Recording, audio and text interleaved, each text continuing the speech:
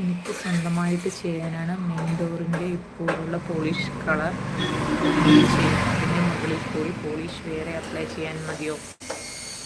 ആൻസി അങ്ങനെ ചെയ്യാം, അതിന് കുഴപ്പമൊന്നുമില്ല. നമ്മുടെ മെയിൻ ഡോറ് ആദ്യം നമ്മൾ പേപ്പർ ഉപയോഗിച്ച് ഫുള്ള് റിമൂവ് ചെയ്ത് കളയുക. വാട്ടർ പേപ്പറോ റോൾ പേപ്പറോ ഉപയോഗിച്ച് നന്നായിട്ട് പേപ്പർ ചെയ്ത് കളയുക. പേപ്പർ ചെയ്ത് കളഞ്ഞതിന് ശേഷം അവിടെ സാധാ ഞാൻ പറഞ്ഞ പോലെ സീലർ അടിച്ചിട്ട് സ്ലീക്കോ അങ്ങനെ ഏതെങ്കിലും പോളിഷോ ചെയ്തെങ്കിൽ കുഴപ്പമില്ല. അതല്ലാണ്ട് പെയിൻ്റാണ് അപ്ലൈ ചെയ്തെങ്കിൽ ഒന്നും ചെയ്യാൻ പറ്റില്ല. അതിനകത്ത് പെയിൻറ്റ് തന്നെ എന്താക്കുക അപ്ലൈ ചെയ്യാനേ സാധിക്കുകയുള്ളൂ. പോളിഷ് ആണെങ്കിൽ പേപ്പർ ഇട്ട് കളയുക.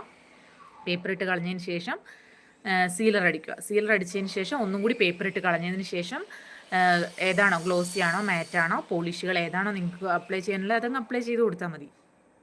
വേറൊന്നും അവിടെ ചെയ്യാനില്ല.